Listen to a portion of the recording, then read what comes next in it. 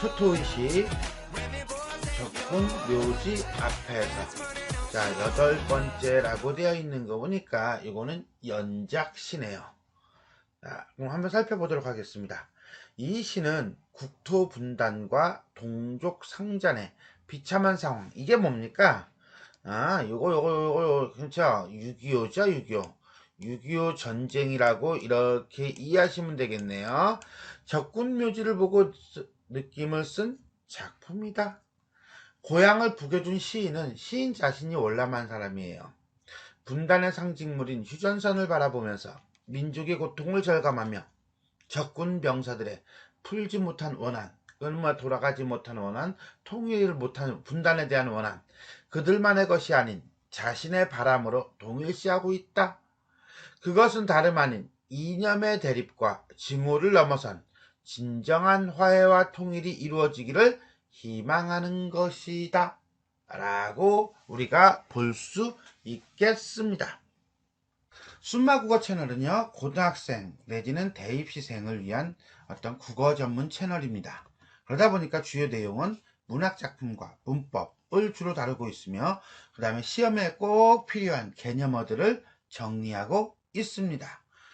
내용은요, 주로 이제는 고등학교 국어교과서 내지는 문학교과서에 수록된 작품들, 그 다음에 수능, 학력평가, 모의평가 등 모의고사 내지는 시험의 기출작품들, 그리고 EBS 교재에 수록된 작품들을 중심으로 하겠습니다.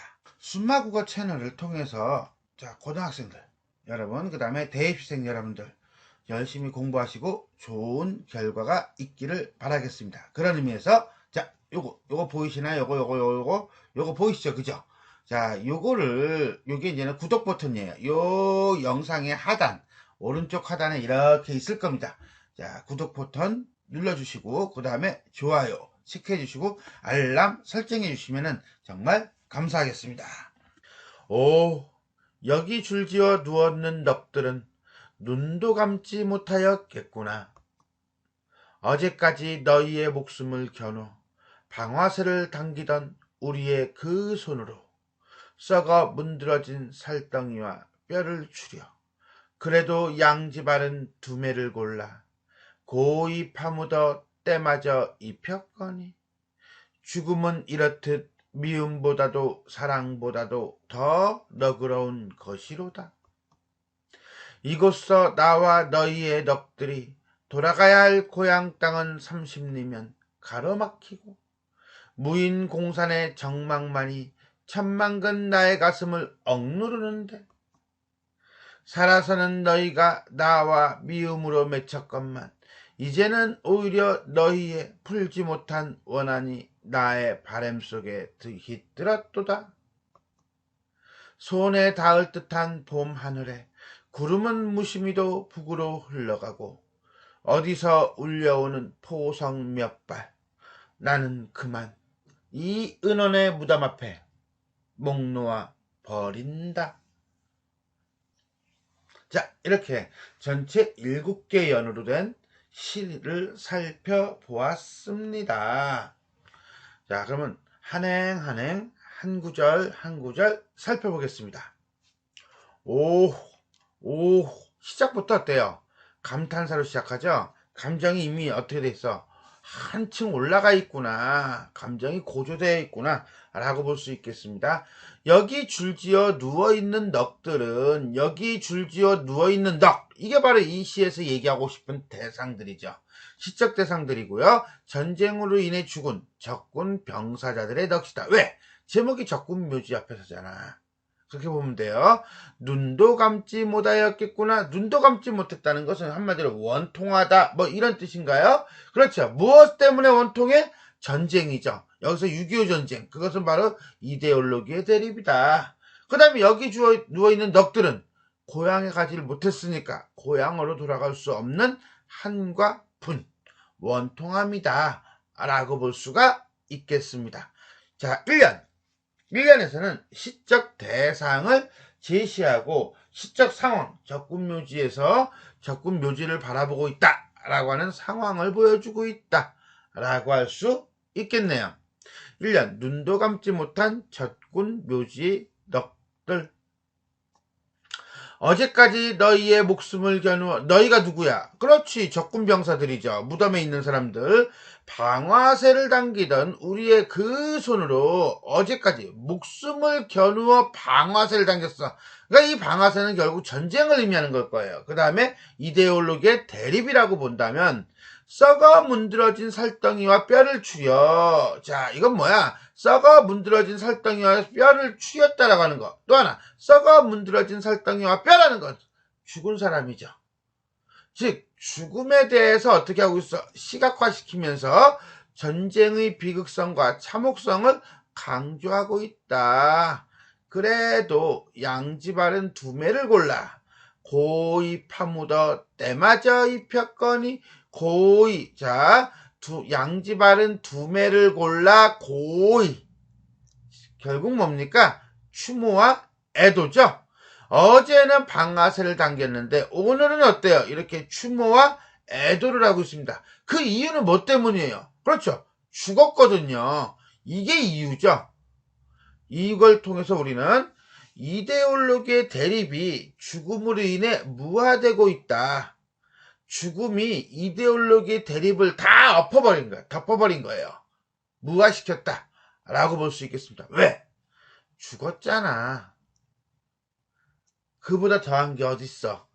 라고 하는 휴머니즘과 인간애가 드러나고 있다라고 보시면 되겠습니다.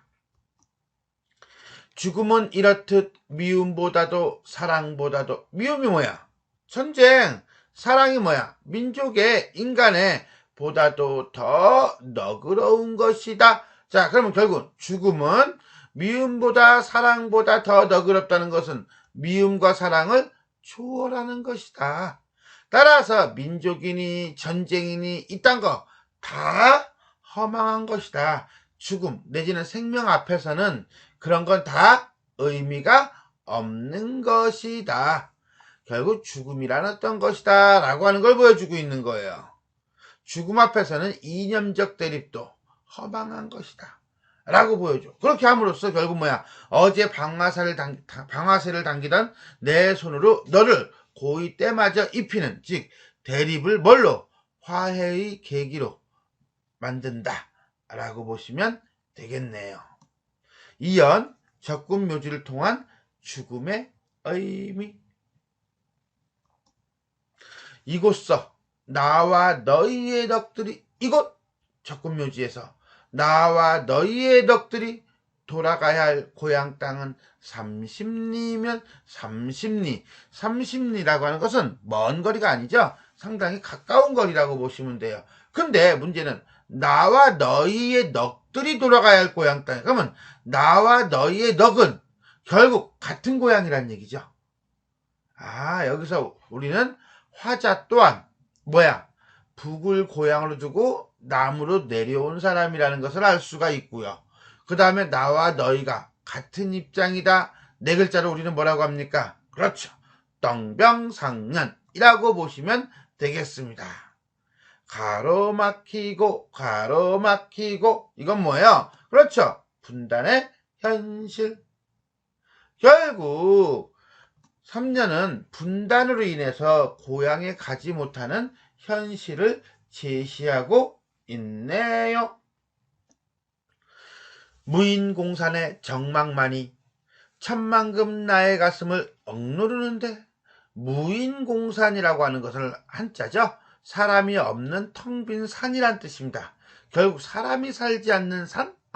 사람이 살지 않는 공간 정도로 보세요. 그래서 비무장지대의 정막만이라는 거죠. 자, 이렇게 전쟁으로 인해서 사람들이 살지 않게 됐다는 것은 결국은 어떤 이데올로기의 대립, 전쟁의 피해 정도로 보시면 되겠고요. 현실이라고 보면 되겠어요. 그것에 대해서 천만근 나의 가슴을 억누른데요. 한마디로 뭡니까? 답답하다는 거죠. 분단의 현실이 나에게 어떤 중압감을 주는가라고 하는 거예요. 그런데 여기서 우리는 또 하나의 단어 뭐 있습니까? 그렇죠. 천만근이라는 단어예요. 이 천만근이라고 하는 것은 무게죠. 이 무게를 수량화시킨 겁니다. 천만 해가지고 즉 분단의 현실 내지는 답답함을 수량화시켜서 구체화시키고 있다라고 보시면 되겠네요. 자, 여기는 분단으로 인한 고통의 내면화이고 이것은 어떤 고통이냐, 어떤 내면화냐라고 한다면 분단의 현실에 대한 화자의 답답한 심정이다 라고 이야기할 수 있겠습니다.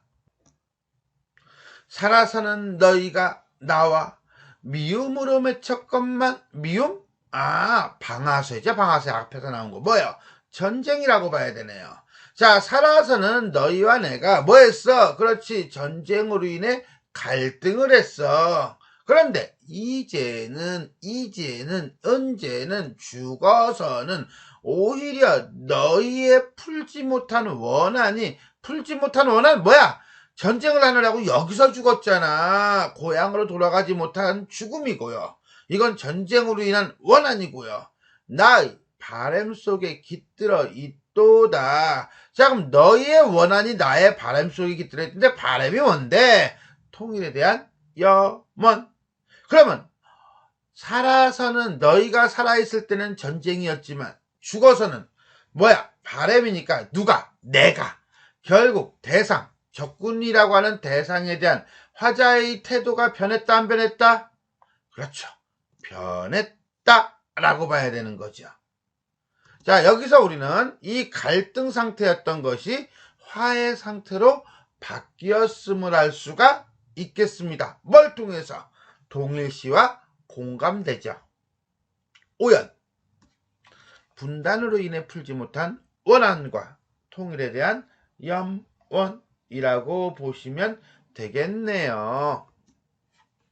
손에 닿을 듯한 봄 하늘에 손에 닿을 듯한 건 뭐야? 매우 가까운 거죠. 잡을 수 있을 것이죠. 그렇다면 여기서는 봄 하늘이라고 하는 건 뭡니까? 화자가 소망하는 세계겠죠. 그건 결국 뭡니까? 화해로 통합된 세계.